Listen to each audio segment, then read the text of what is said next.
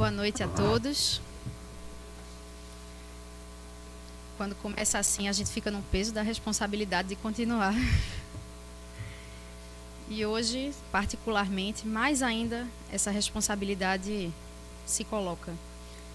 Porque a gente está aqui para falar sobre um tema da mais alta, da mais suprema importância, que é o tema da educação e da regeneração moral da humanidade.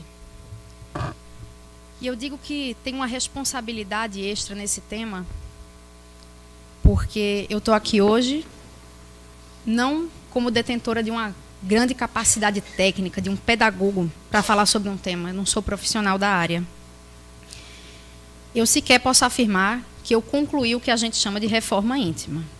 Então, eu não estou aqui hoje para falar com a postura profissional, nem com a postura da experiência. Eu estou para falar somente de quem tem o espírito indagador, de quem procura se guiar com essas diretrizes.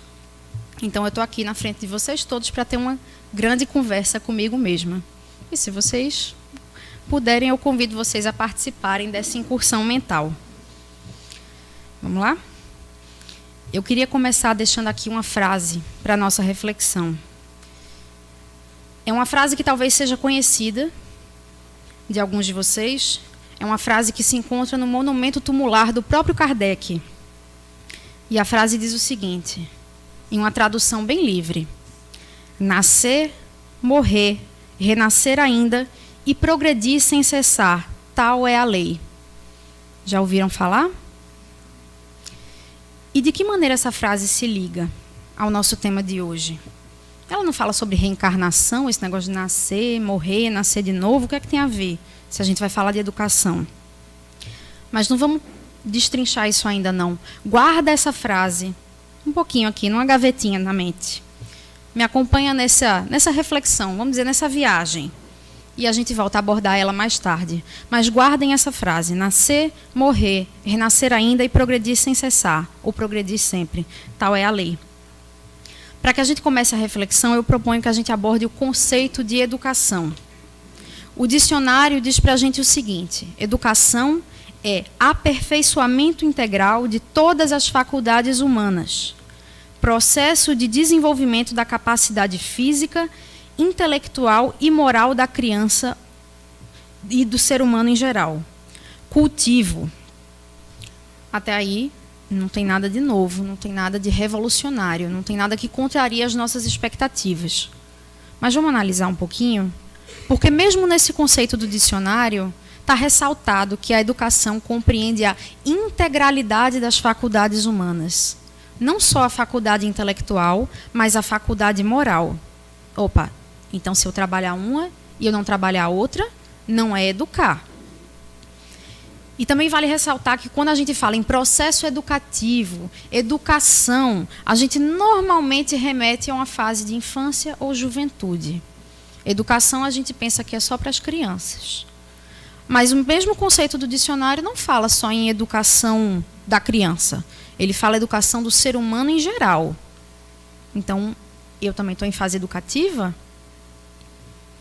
Por fim, interessante a comparação com cultivo. Porque cultivo é um verbo que remete a gente a jardinagem, talvez plantas. E cuidar de uma planta não é nem tão perto da complexidade que é educar pessoas. E, no entanto, tem esse paralelo. Educar também vem do latim exducere, que é conduzir para fora. Para fora de quê? Do meu mundo, de mim. Renata, muito conceito. Não estou entendendo, não. Então, vamos lá de outra maneira. Juntando tudo isso numa compreensão única. Educação pode ser o processo pelo qual a gente toma conhecimento gradual do universo, se traduzindo em engrandecimento, seja ele físico ou intelectual.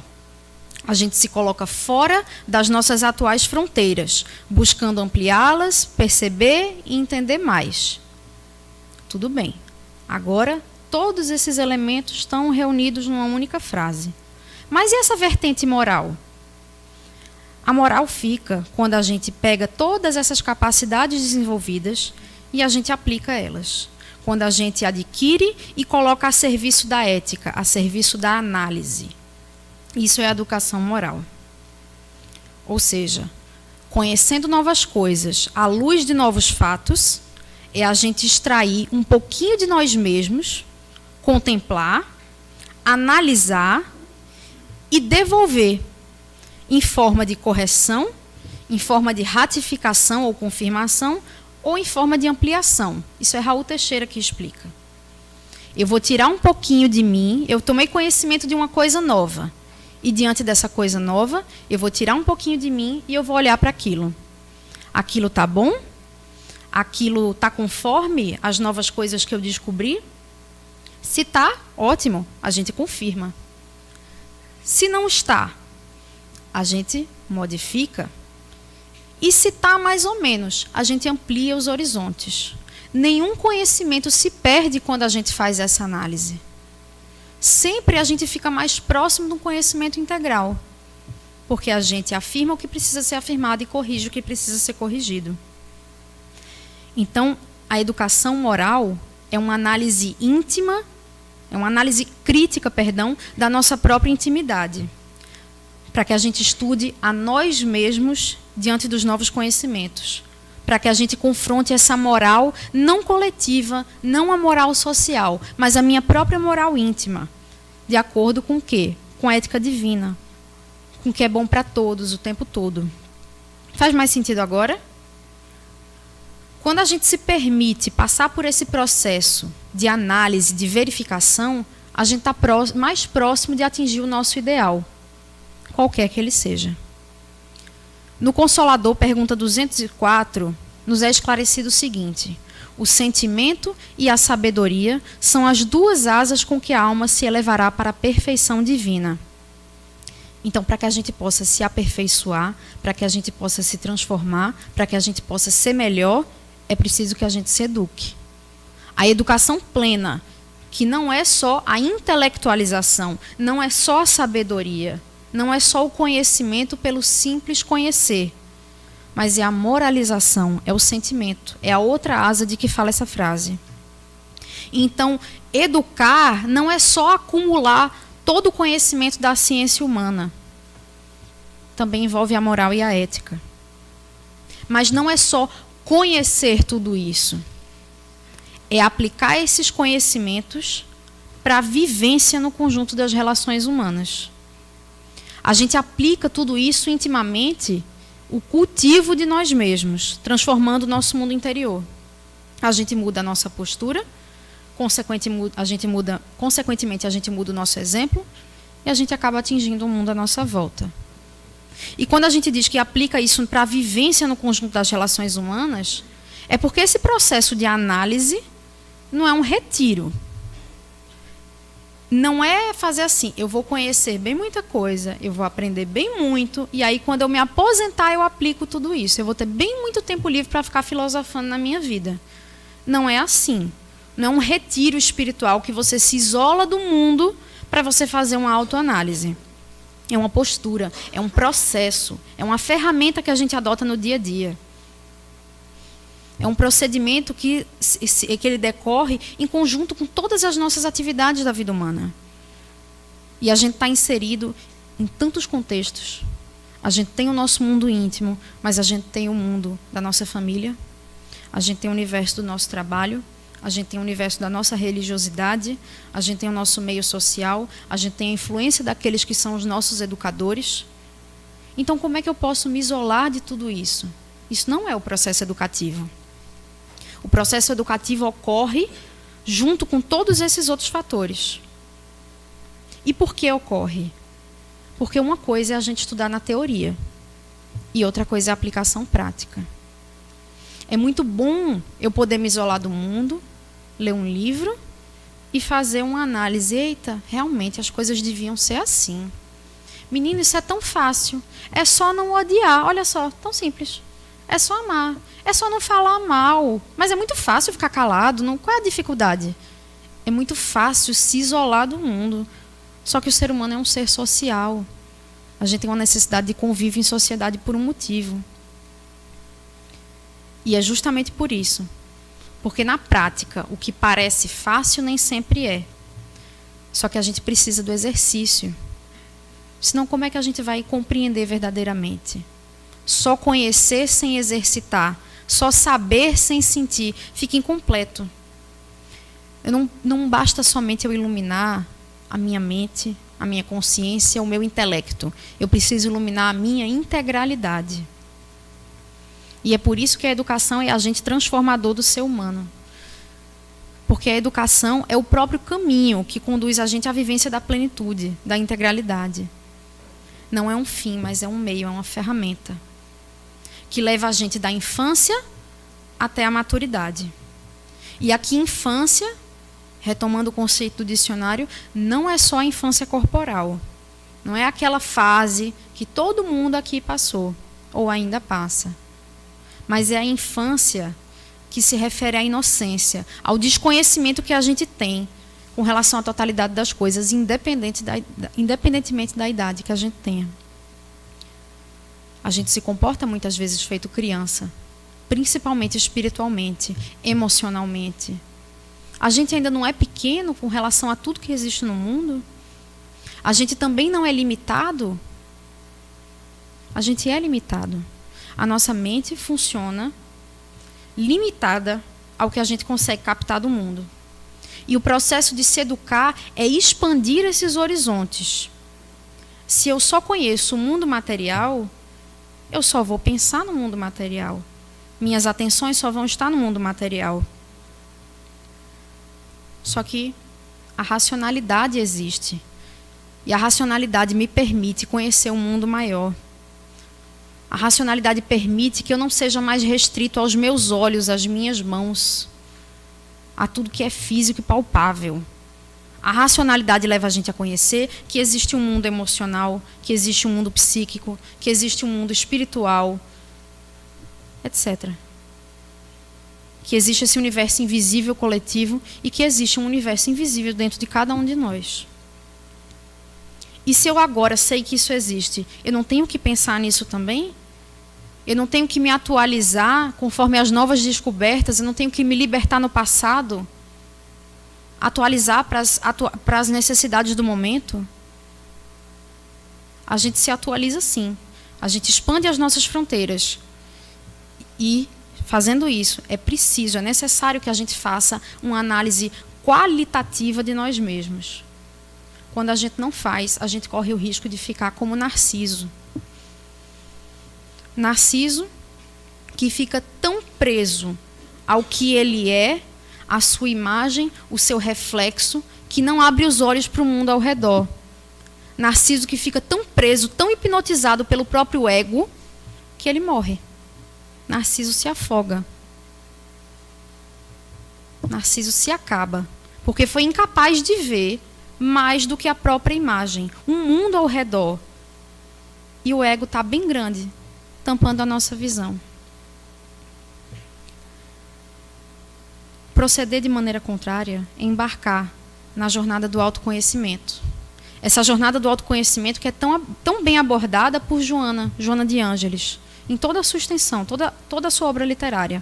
Particularmente, escolhi hoje uma obra intitulada Autoconhecimento, uma busca interior, onde logo na introdução Joana deixa claro: a experiência do autodescobrimento faculta ao homem identificar os limites e as dependências, as aspirações verdadeiras e as falsas, os embustes do ego e as imposturas da ilusão.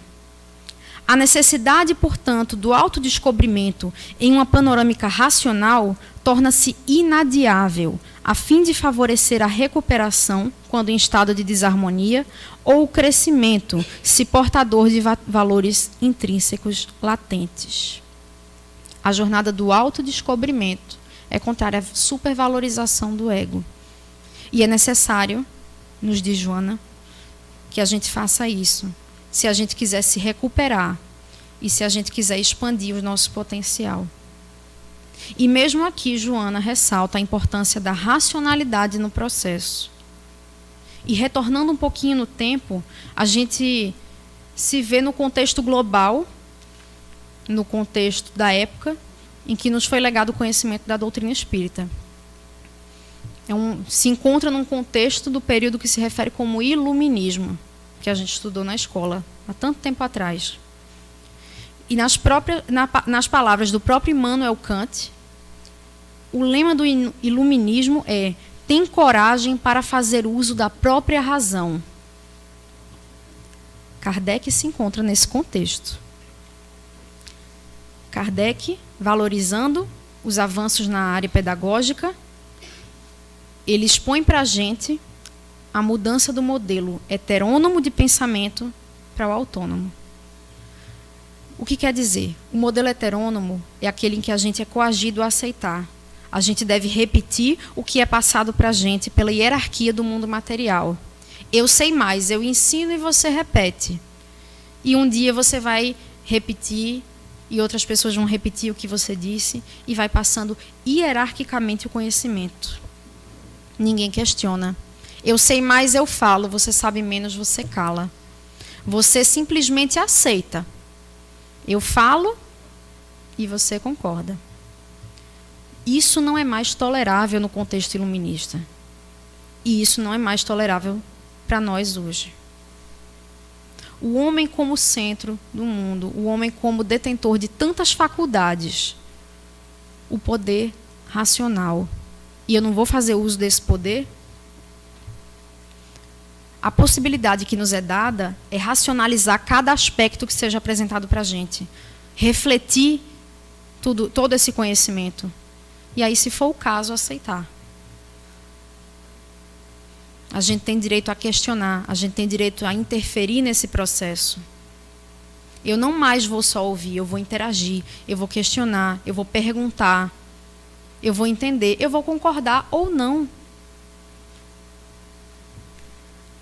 E aí, o conhecimento é interior.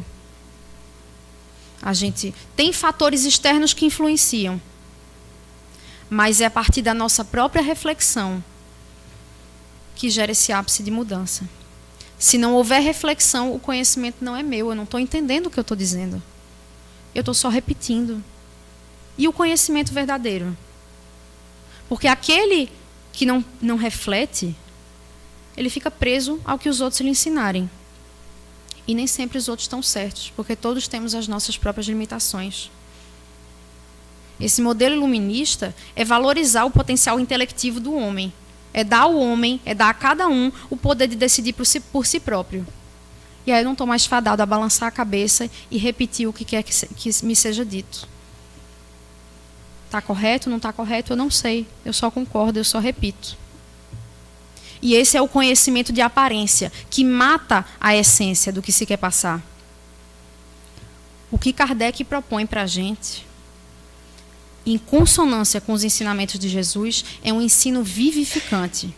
Ou seja, é refletir no conhecimento, buscando a verdade. É ouvir as palavras, mas buscar entender o significado.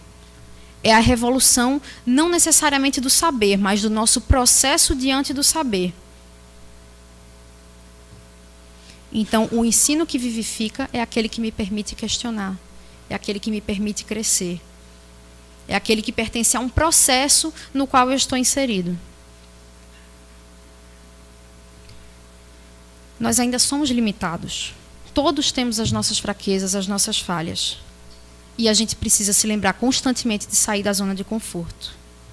A nossa tendência material, a nossa tendência enquanto animais, é estabelecer um ponto de sobrevivência e permanecer ali. Aqui tá bom, eu não preciso mais do que isso para sobreviver. Tá ótimo, não vou mexer em nada. Só que eu não sou um ser unicamente material. E enquanto meu lado material me pede, deixa tudo quieto, não está dando para sobreviver, vai mexer em quê? O lado espiritual, ele pede mudança, ele pede renovação, ele pede crescimento, ele pede aperfeiçoamento. A tendência material é que onde a gente não saiba, a gente invente, supra a nossa curiosidade com uma lacuna que a gente consiga entender e processar e pronto, fico naquela zona de conforto. Só resolve superficialmente minha inquietação, mas resolve, eu não preciso mais mexer nisso. Só que a humanidade não funciona assim. A humanidade funciona com o e se. As nossas descobertas são motivadas por esse e se. O nosso crescimento é motivado por esse e se. Onde nós estávamos presos numa terra, digamos, a terra é plana. Tudo bem. A terra é plana é uma hipótese que acaba com minha curiosidade do que existe. O que vai existir depois da ponta é o nada ou é um monstro. Isso aí fechou a historinha. Começo, meio e fim. Tá ótimo. Não preciso de mais explicação do que isso. Até que vem alguém inspirado e diz, e se não for? E se tiver outra coisa? Espera aí que eu preciso descobrir, eu preciso saber. E se? A gente é criança e a gente é acostumado a ouvir alguns mitos, algumas lendas. E enquanto aquilo faz parte da nossa capacidade intelectiva, para a gente aquilo está ótimo. Para uma criança, você contar a história de Adão e Eva, ela vai achar aquilo, tudo bem, tudo se encaixa. É assim, Deus criou assim, é assim que se faz, é assim que se termina. Tudo bem. E aí a gente cresce e a gente aprende não muita coisa, mas só um pouquinho. E aí a gente começa a se questionar, peraí, mas era Adão e Eva, e depois teve Caim e Abel, mas Caim matou Abel. Então Caim fugiu e encontrou mais gente. Não, pera, não faz sentido.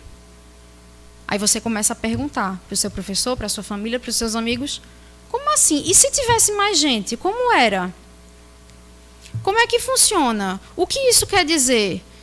E vêm os questionamentos mais absurdos que se possa imaginar, os pertinentes e os não pertinentes.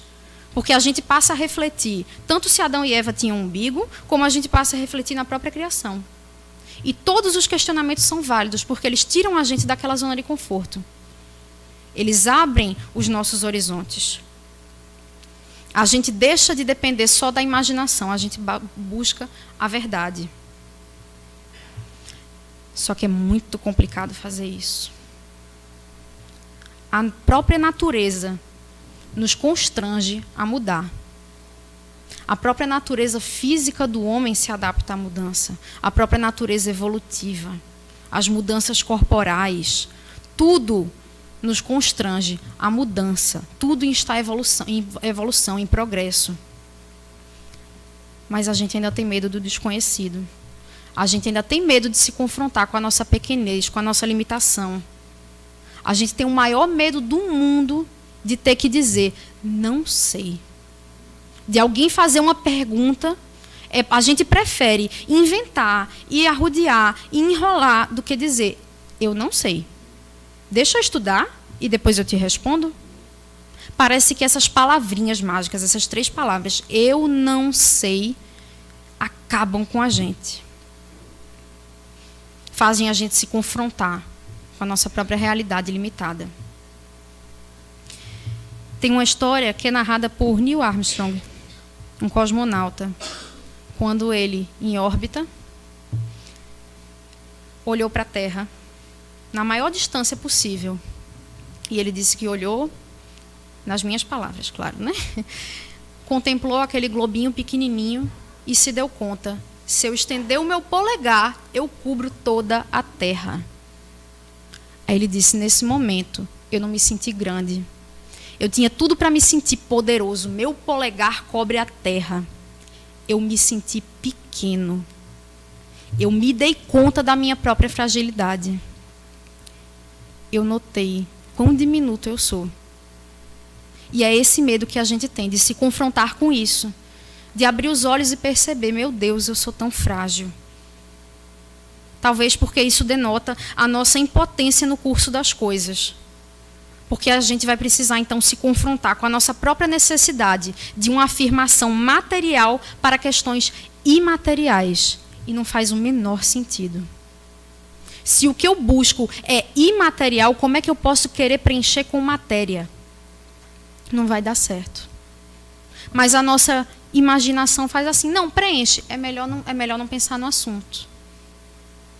A nossa matéria falando. Mas o nosso espírito vai, pergunta. E se? Pergunte, ouse, questione, que mal vai fazer? Ou você refuta, ou você confirma, ou você amplia, mal nenhum há nisso. E não é feio a gente admitir que a gente não sabe, que a gente ainda pode melhorar, que os nossos conceitos ainda podem crescer, que a gente ainda não detém um valor absoluto, que a gente ainda não chegou ao topo do conhecimento, o topo da cadeia alimentar. Porque a gente está crescendo. E a gente entende mais na medida com que a gente cresce, em todos os aspectos. Só que quanto mais eu cresço, mais anseio de conhecimento eu tenho. Quanto mais eu sei, mais lacuna tem. E agora? Se eu mexer, fica pior? Não. Não é retrocesso, muito pelo contrário. Porque quando a gente amplia a nossa visão, a gente se integra ao cosmos. A gente se integra com a realidade, com tudo que há ao nosso redor.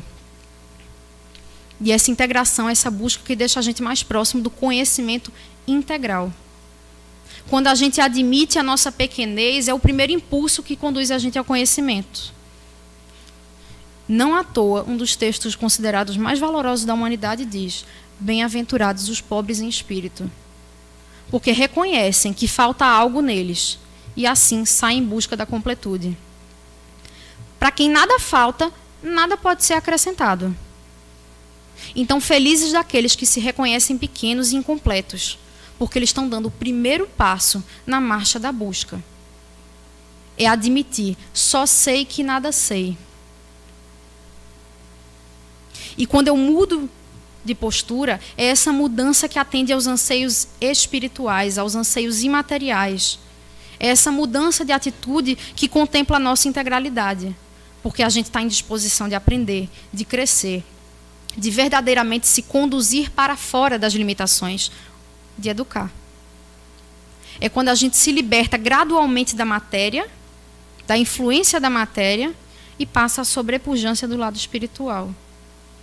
E aqui eu falo matéria não no sentido estrito, mas como referente a toda a mentalidade imediatista que a gente tem nesse planeta. A visão da matéria é a visão limitada, é a visão pequena, é a visão que diz: já sei tudo que eu tinha para saber, não preciso de mais nada. E a busca espiritual é o anseio de crescimento. Por isso que é colocado para a gente, na resposta da pergunta 917 do Livro dos Espíritos, que, bem entendida, a educação constitui a chave do progresso moral. Essa educação se inicia na infância, mas é um processo que vai perdurar tanto quanto perdurar a nossa própria vida. Se a gente se fechar para o novo, a gente fica estagnado. E essa estagnação vai gerar desacordo com o mundo, porque o mundo não para. O planeta não para de modificar, as pessoas ao nosso redor não param de se modificar. A realidade, o conhecimento, tudo muda. E só a gente vai ficar parado? Isso gera sofrimento, isso gera dor. Isso tudo que a gente está falando aqui, esse processo de metamorfose moral da criatura, vai gerar algum desconforto. Mas é um desconforto normal do processo. Só que a gente interpreta o desconforto, esse constrangimento a mudar, a gente interpreta como dor. Mas não é. Dor é o sofrimento de tentar viver em desacordo com o próprio ciclo da vida. Isso sim. Porque tudo corre num sentido e só você vai nadar contra a maré. É insustentável. Desconforto é o que a gente experimenta. Mas é com base nesse desconforto que a gente se constrange a mudar. É a natureza dizendo: se você não vai por bem, você vai de todo jeito. Você pode não querer, mas você vai. Eu vou gerar alguma coisa, alguma dificuldade, algum motivo, algum catalisador dessa sua mudança. E uma hora esse desconforto passa. Essa é a diferença do desconforto para a dor. Porque o desconforto, ele dá lugar, ele descortina benefícios, ele descortina uma felicidade verdadeira, uma felicidade duradoura. Só que esse sofrimento, ele é imposto a nós por nós mesmos. Ele não constrói. Ele aprisiona a gente a viver assim. E se a gente opta por viver nesse desacordo, essa dor não passa. Essa dor perdura. Porque é a gente mesmo que está infligindo. Então é preciso que a gente enxergue além. É preciso que a gente ultrapasse o que a gente é e comece a construir o que a gente vai ser. o que a gente quer ser. Eu não tenho que ter meus olhos somente no meu agora. Eu tenho que ter meus olhos no meu desejo para amanhã. Aqui, é assim que a gente tem o aforismo grego: conhece-te a ti mesmo e conhecerás os deuses e o universo. Aquele que se dedicar à autoanálise, à autorreforma, inicia o verdadeiro conhecimento. Só que isso significa que, além desse ânimo de mudança, a gente tem que ter outra coisa: o desapego com o que não mais nos representa. A gente tem isso num exemplo bem cotidiano, quando a gente vai fazer uma limpeza no nosso armário. Para eu colocar novas coisas, é preciso que eu me desapegue das que estão lá paradas. E a gente olha e faz: essa camisa nem dá em mim mais. Mas eu estou guardando por quê, então? Se essa roupa não me serve, me aperta, me incomoda, eu visto e ela gera um desconforto, e eu olho e penso: não tem nada a ver comigo. Então por que você está guardando? Por que você está usando? E esses valores que a gente carrega hoje, e que de repente a gente veste, e se olha no espelho e faz: está meio estranho. Isso não me representa mais, não. Isso parece que sou eu há 5 anos atrás. Parece que eu estou vestindo uma fantasia. Não sou mais eu, não me representa. Essa calça está apertada, essa blusa está curta, isso não está mais me servindo. Então, para que a gente está guardando essas atitudes, essas posturas, esses valores? Não serve mais. Deixa aí. Para educar, é necessário que a gente reforme. Para construir, eu preciso destruir alguma coisa. Para nascer amanhã, eu preciso morrer hoje. Tem um trechinho de Goethe comentando esse conhece-te a ti mesmo, que ele diz o seguinte: conhece-te a ti mesmo. O que significa? Significa seja e ao mesmo tempo não seja. É um lema dos sábios antigos, que na sua brevidade se contradiz. Conhece a ti mesmo. E o que ganho com isso? Se me conheço, devo desaparecer logo. É como se viesse a um baile mascarado para tirar-me logo a máscara do rosto.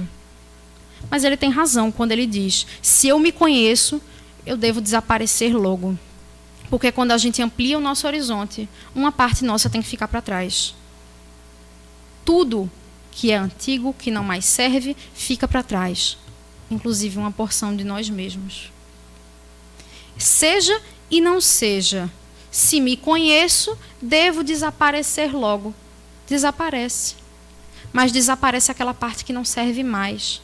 Aquela parte que você tenta vestir no seu novo eu e faz: não tá cabendo. Não tá legal. Não tá bem. Tô desconfortável. Não, parece que não sou eu. Essa parte desaparece. Essa máscara cai. É o não seja. Ao passo que eu construo, eu destruo. Isso não é uma coisa ruim. Porque isso não implica na aniquilação da criatura, mas implica no seu aprimoramento. A porção que a gente abandona é a porção do homem velho, é a porção das faltas, é a porção das falhas, é a porção da matéria, é a porção do orgulho, é a porção do egoísmo. É aquele comparativo, lá atrás, com o dicionário, com o cultivo. Porque quem tem alguma experiência com jardinagem sabe que é preciso que a gente revolva, que a gente renove a terra para que se possam brotar as sementes novas, as sementes boas. Todo esse processo de transformação ocorre. E aí a gente volta lá para a frase inicial: nascer, morrer, renascer ainda e progredir sem cessar. Tal é a lei. Será que isso também não pode ser interpretado como referente ao meu processo de renovação diário? Será que essa frase, além de falar em encarnação, será que ela não fala também da morte, mas a morte parcial que a gente experimenta toda vez que a gente se permite crescer? Não será essa a mais importante lição, a mais importante tarefa para o nosso progresso? Porque eu posso desencarnar sem nunca ter morrido nesse sentido. E eu posso morrer muitas vezes em uma só encarnação. Tantas vezes eu me renovo, tantas vezes eu nasço. tantas vezes eu cresço, tantas vezes eu sou melhor. Jesus diz: sois deuses. E somos. Temos um potencial divino. Só que esse potencial não se concretiza do nada. Sempre tem uma vírgula na fala de Jesus. Porque é necessário trabalho para fazer brilhar a nossa luz. Esse trabalho que justamente implica na ampliação do horizonte e na libertação do passado. A análise que só vai julgar, não vai fazer mais nada, ela é prejudicial, sim. Essa análise que a gente propõe que seja feito no processo educativo não é para que a gente fique se martirizando, se condenando, para que a gente fique com a mente presa no erro, para que a gente simplesmente contemple a nossa pequenez. Julgar não é educar. O julgamento não é educação. Nesse sentido, vamos parar para refletir no que é educação, de acordo com a postura de Jesus. Na situação em que, se deparando com a multidão, confrontando a pecadora, ele não procede de maneira a acusá-la. A gente conhece bem a passagem, e a Amélia Rodrigues nos traz, que o mestre diz: também eu não te condeno, vai e não tornes a pecar. Estava lavrada a magna sentença do amor e da reeducação. Todo o evangelho se assenta nesta base da compaixão e da misericórdia. Ter oportunidade nova, mas não repetir o erro. Cair e levantar-se. Equivocar-se e retificar a atitude. Nem conivência com a irresponsabilidade, nem dureza com a correção. Nesse caminho do meio reside a educação nossa. A gente não mais se permite repetir o que a gente já analisou e já entende que está em desacordo com os novos conhecimentos.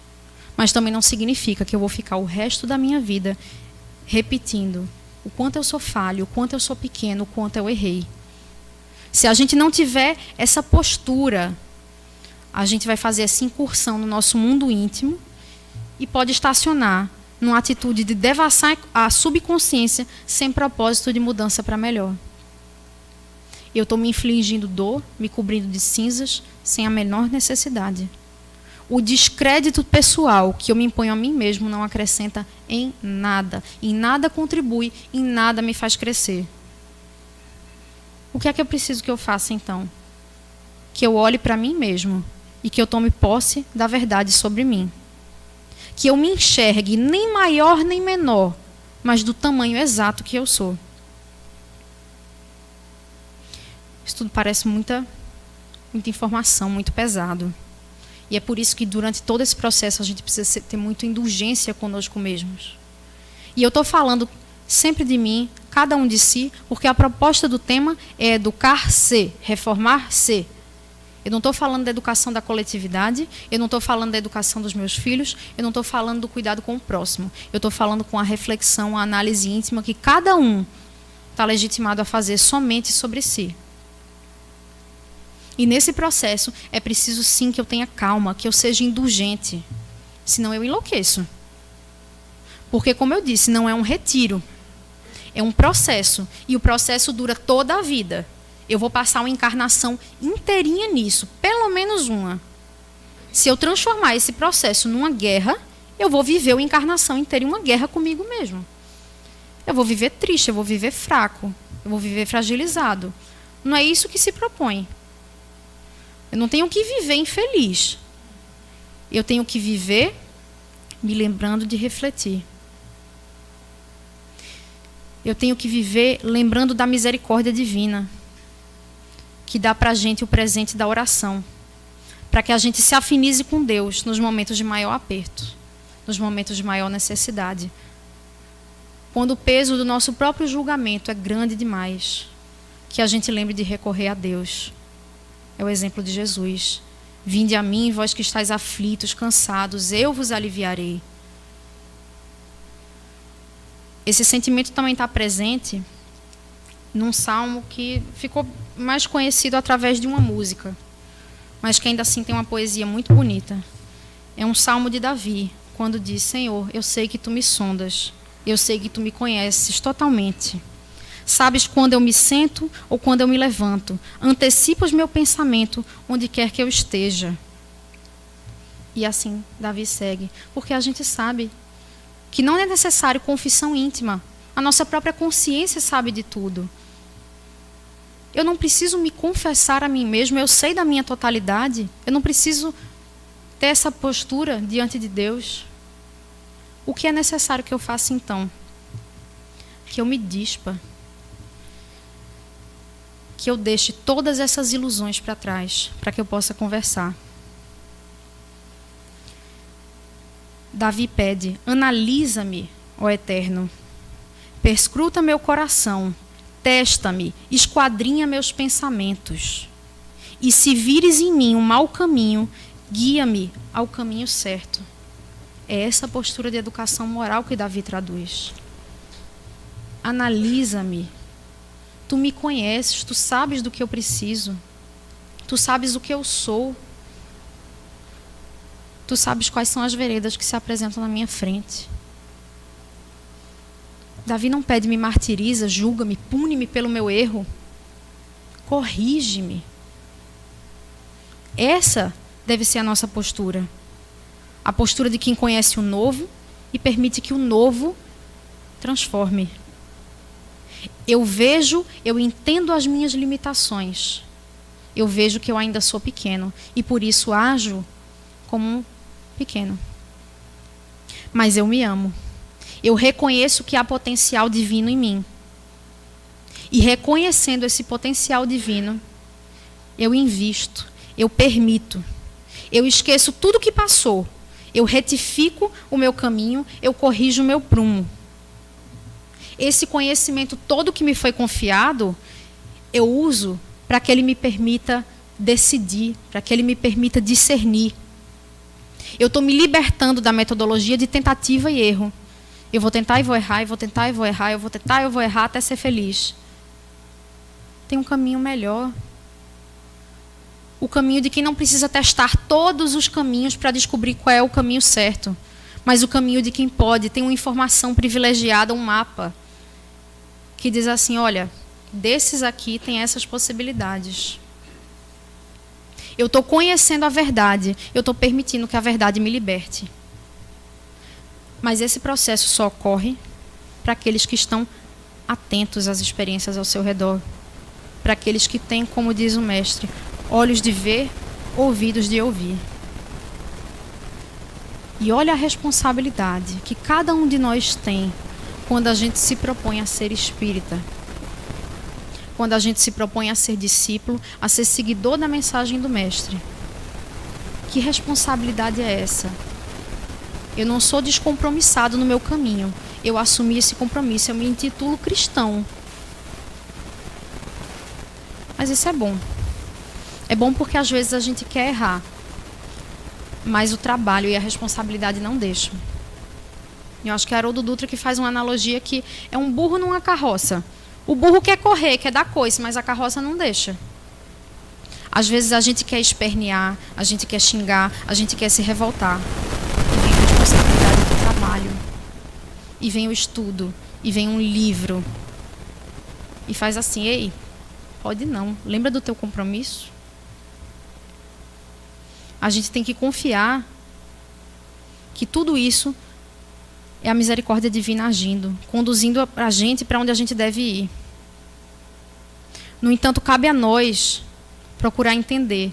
É nos dada a ferramenta, mas a decisão é nossa. É nos dada a capacidade de conhecimento. Mas é a gente quem decide. É a gente que procura entender e analisar quais são os nossos próprios caminhos. A doutrina esclarece a gente. Assim como qualquer conhecimento é colocado para esclarecer, para iluminar as consciências, para ajudar. É uma lanterna, é uma candeia que nos é presenteada para que a gente enxergue melhor. Mas quem descobre o caminho somos nós. Não existe uma receita de bolo, uma receita pronta. Faça isso, não faça isso. O que a gente tem é um farol, um guia, um compasso. Cabe a gente procurar entender as nossas próprias veredas. Cabe a gente aceitar uma sabedoria para nos conduzir. E cabe a nós também nos adequarmos a ela.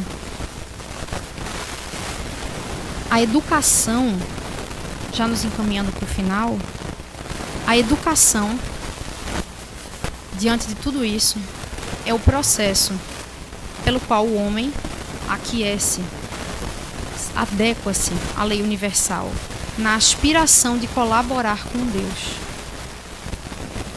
O Adeilson Salles pontua muito bem quando diz: a obra de redenção é obra de educação. Porque tudo isso que foi falado aqui hoje, que não é conhecimento meu, porque, como eu disse, eu não concluí essa tarefa, eu estou aqui tentando, mas tudo isso é para que seja nos esclarecido onde exatamente nós nos encontramos. Qual é o caminho que nós temos a percorrer? Qual é o processo que nós temos que passar? E nós somos privilegiados por ter essa informação. Eu sei através de que mecanismo é que eu vou conseguir me modificar, é que eu vou conseguir melhorar. Isso serve para que eu enxergue melhor a realidade à minha volta, para que eu me aplique mais nessa transformação, nessa metamorfose moral, que é necessário que a gente passe, que é necessário que a gente se adeque, se a gente quiser viver num mundo novo, se quisermos sermos seres novos, se quisermos nos regenerar, nos recriarmos, nos reconstruirmos, com base não no conhecimento de 100, 50 anos atrás, ou mesmo com base no conhecimento de hoje, de ontem. Eu tenho conhecimento novo hoje. Daqui a 5 minutos eu posso ter novo conhecimento. É a possibilidade de eu me reconstruir sempre com o que há de mais atualizado. A gente precisa se permitir educar, passar por esse processo conscientemente, para que a gente possa aproveitar o melhor dele. É preciso que a gente se eduque, se traga para fora das próprias limitações, da própria pequenez, se a gente quiser mudar, se a gente quiser se renovar. Quando isso acontece, assim nos diz Joana, nasce então, nesse momento, o homem pleno, que ruma para o infinito, enfim, imagem e semelhança de Deus.